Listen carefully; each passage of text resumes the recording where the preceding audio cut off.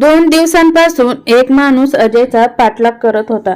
त्याच्यावर पाळत ठेवत होता. पहिल्या दिवशी अजयच्या तेवढं लक्षात आलं नाही, पण दुसऱ्या दिवशी त्याला ते चांगलंच जाणवलं.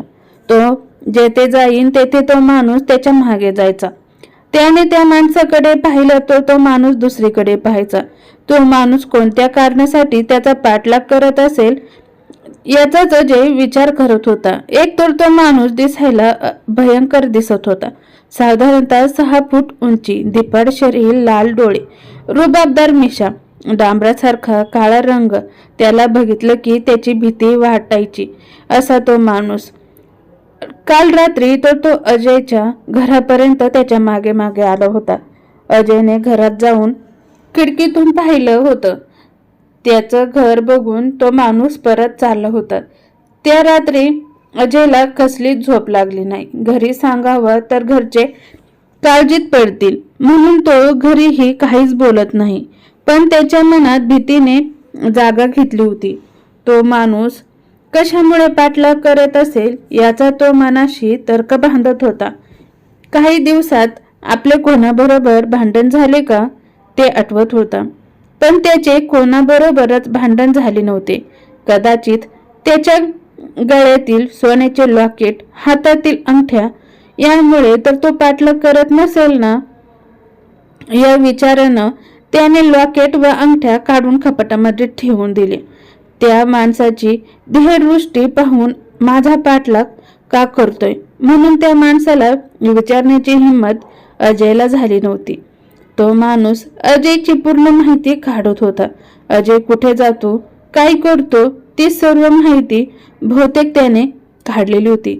आज तर तो माणूस मागे आला, पण पोलिसात त्याचं नाव सांगावं असं अजय मनोमन ठरवत होता. अजय घराबाहेर पडला तेव्हा त्याच्या जवळचा मित्र राजा त्याला दिसला. त्याला अजयने तो माणूस त्याचा पाठलाग करत असल्याचं सांगितलं. मग दोघांनी मिळून एक योजना आखली. बस स्टँड जवळ अजय आणि त्याचे 2 मित्र थांबणार. तो पाठलाग करणारा माणूस आला की अजय गणूच्या हॉटेलकडे चालत निघणार. आपसुकच तो माणूस अजयचा पाठलाग करत हॉटेलकडे येणार.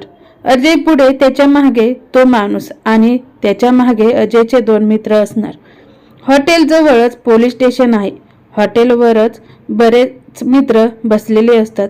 हॉटेल जवळच येताच अजयने मित्रांना इशाऱ्याने तो माणूस दाखवण्याचा. मग सगळ्या मित्रांनी त्याला घेराव घालून धरायचं. पाठलाग का करतोयस म्हणून जाब विचारायचा. नाही सांगितला तर चांगला चोप देऊन पोलिसांच्या हवाली करायचं. अशी योजना त्यांनी आखली होती. ठरल्याप्रमाणे अजय त्या माणसाची वाट पाहत उभा होता. बराच वेळ वाट पाहिली, पण तो माणूस आलाच नाही. शेवटी कंटाळून सगळेजण आपापल्या घराकडे निघाले. अजय मागे वळून पाहत होता, पण तो माणूस त्याला दिसलाच नाही. तो माणूस आज अजयच्या पाठीमागे नव्हता, तरी त्याच्या मनात त्या अज्ञात माणसाविषयी भीती बसली होती. त्यानं 2 दिवस अजयचा चालींचं बारकाईनं निरीक्षण केलं होतं. त्यानं अजयचं घर सुद्धा पाहिलं होतं. कदाचित तो चोर असला तर आज रात्री तो आणि त्याचे काही साथीदार अजयच्या घरी चोरीस येण्याची शक्यताही होतीच. अजयला काय करावं काही सुचत नव्हतं. तो घरी आला. घरातील सर्व जण जेवायला बसले. अजयचं मन कशातच लागत नव्हतं.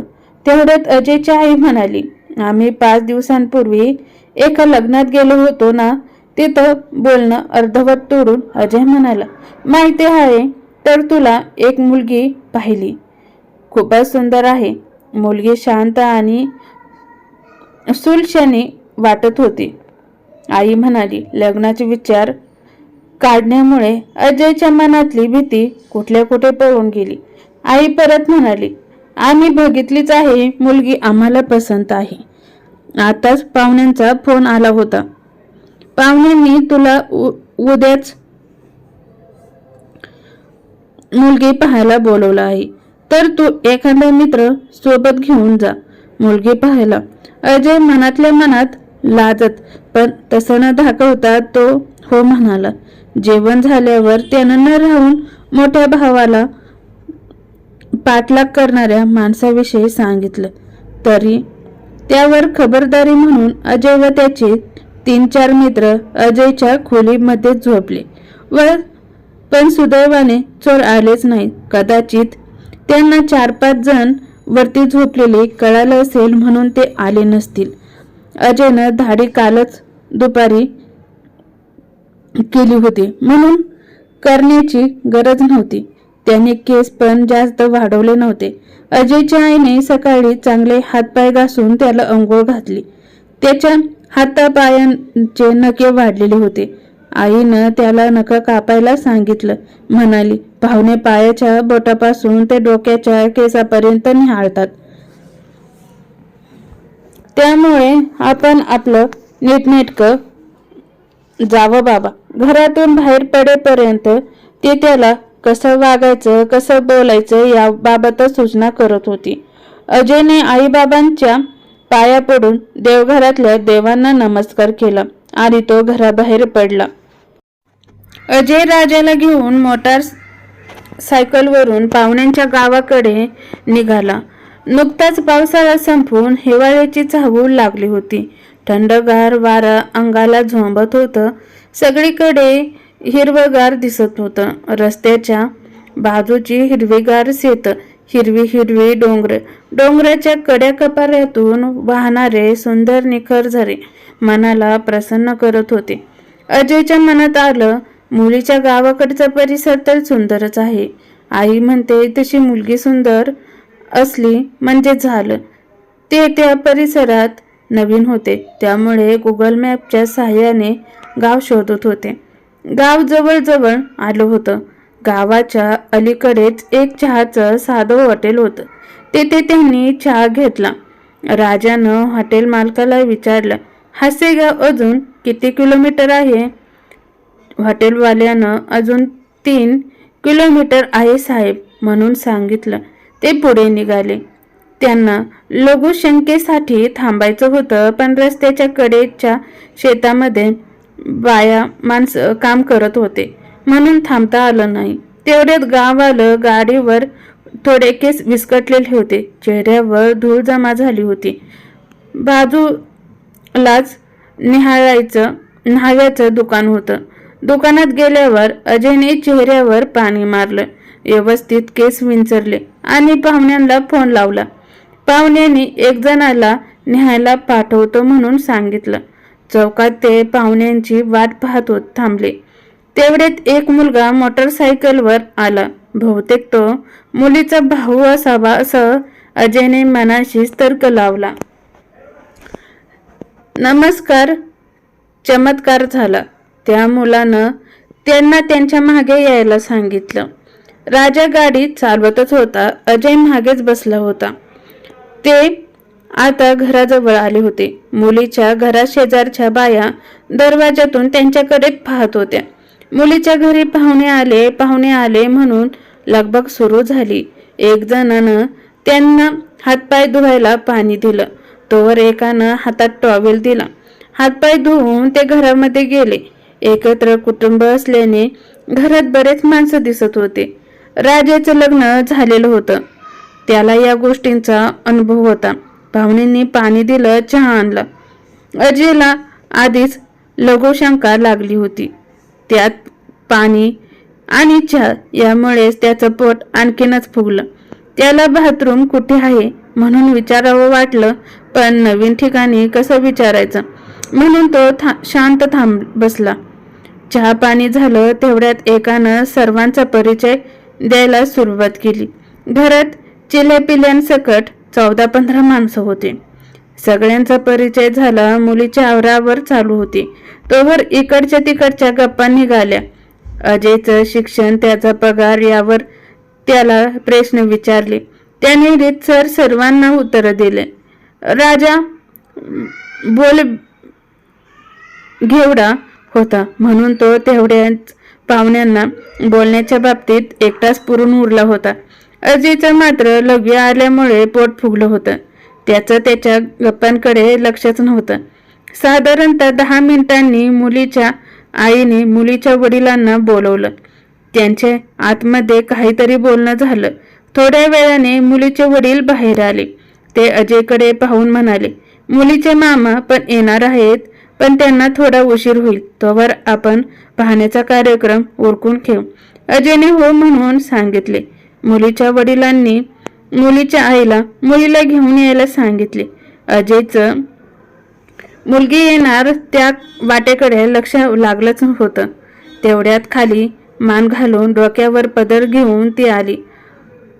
हा हा किती सुंदर, अगदी आई म्हणालीच होती तशीच नाकी डोळी नीट. अजयला शोभेल अशी उंची, गोरी रंग आणि गुलाबी साडीमध्ये तर ती खूपच सुंदर दिसत होती. तिला पाहता क्षणी अजयला ती आवडली.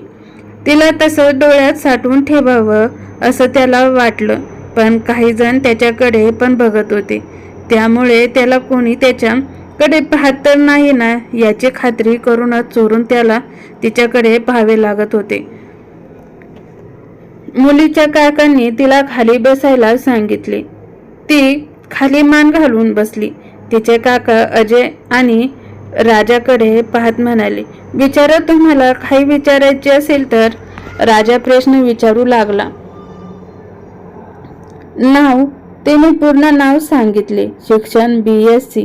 स्वयंपाक येतो का? हो, असे प्राथमिक स्वरूपाचे बरेचसे प्रश्न विचारले. तिच्या आईने सांगितलेले ब्युटी पार्लरचा कोर्स, MSc शिवण क्लास, टायपिंग हे सगळं झाले. आणि स्वयंपाक पण खूप छान बनवते आमची सोनी. अजयने मान डोलवली. प्रश्न उत्तर पाहण्याचा कार्यक्रम झाला. मुलीला आतमध्ये जायला सांगितले. काकांनी परत मुलीच्या मामाला फोन लावला. मामाची गाडी पंक्चर झाली होती म्हणून त्यांनी जेवण करून घ्या, मी येतोच म्हणून सांगितलं. लघवीमुळे आधीच अजयचं पोट जाम झालं होतं, त्यामुळे त्याला जेवणाची मुळीच इच्छा नव्हती. पण जेवायला लागणारच होतं. अजय जरा लाजळू होता म्हणून तो मुद्दामून भिंतीच्या कोपऱ्यात बसला होता. त्याच्या डाव्या बाजूला भिंत, डावीकडून राजा आणि उजवीकडून होता. बाजूला व समोर पाहुणे बसले होते. सुरुवातीला ताट गच्च भरून आलं. अजय ताटातील पदार्थ कमी करा म्हणून पाहुण्यांना विनंती करत होता, पण त्याचं कोणीच ऐकलं नाही. आता त्याला बळबळ खावंच लागणार होतं. अजय इकडं तिकडं पाहिलं, कोणी बघत नाही याची खात्री करून पटकन एक पोळी राजाच्या ताटात टाकली. तेवढ्यात मुलीची चुलती आली. तिनं अजयच्या ताटात पाहिलं. त्यांना वाटलं त्यानं लगेच पोळी संपवली, म्हणजे त्याला खूपच भूक लागली असा समज होऊन त्यांनी आणखीन एक पोळी अजयच्या ताटात वाढली.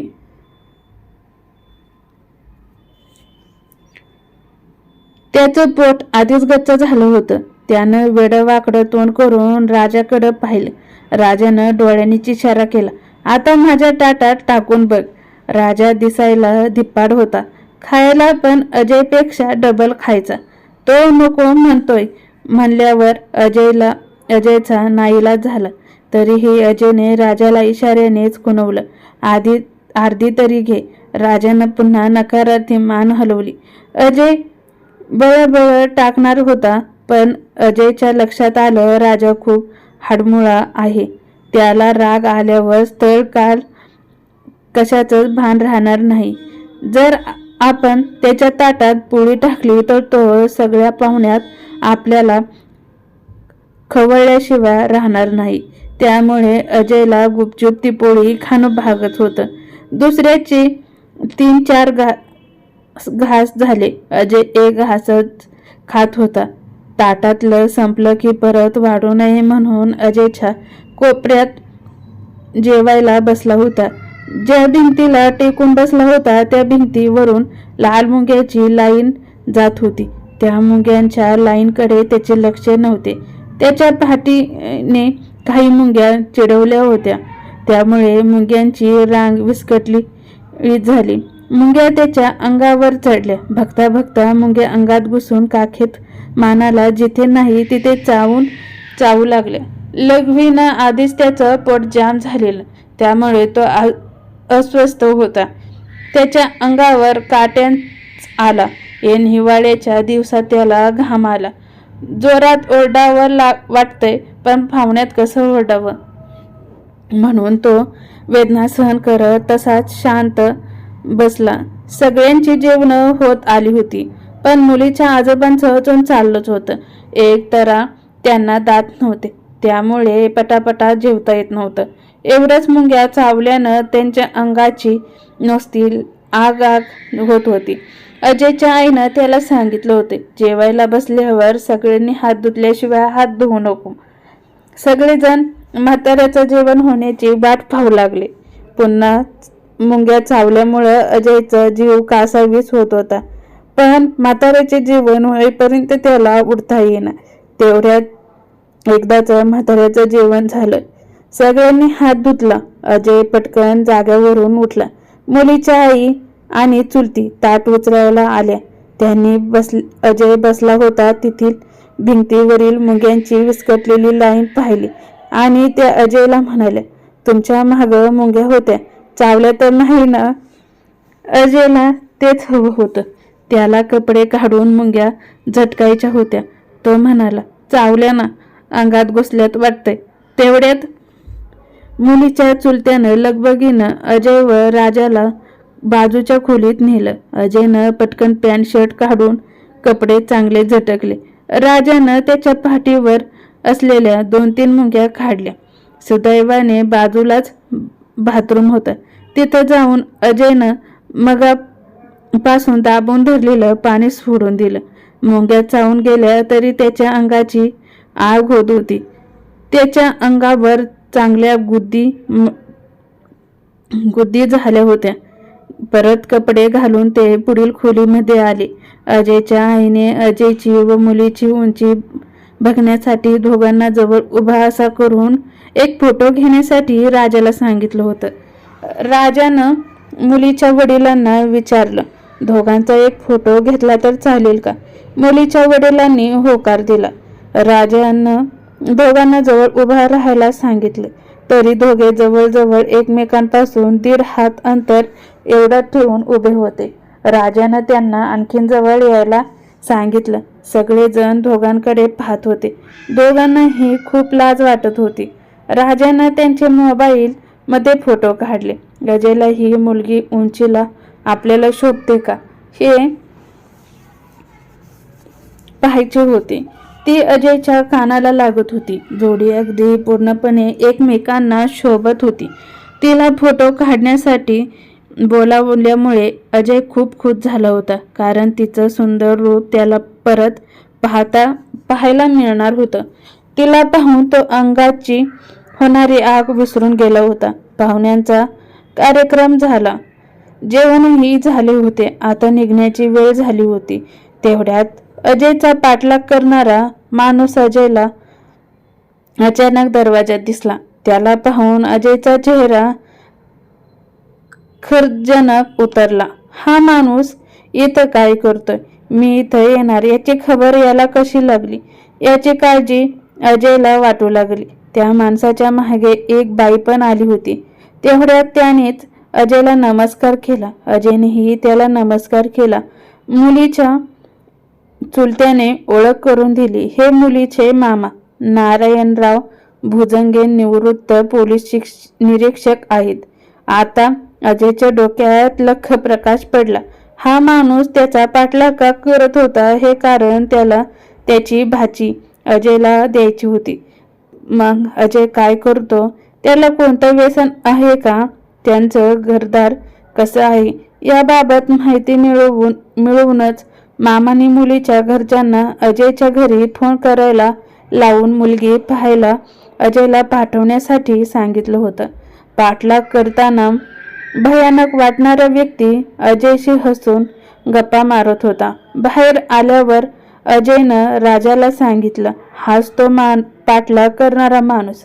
राजा हसून म्हणाला, बरं झालं मामाने त्या दिवशी पाठलाग सोडला, नाहीतरी आपल्या मित्रांनी उगाच चुपून काढला असता. राजा गाडी चालवत होता. अजय मागे बसला होता. आता त्याला पाठलाग कोण करतोय, कशासाठी करतोय याचं उत्तर मिळालं होतं.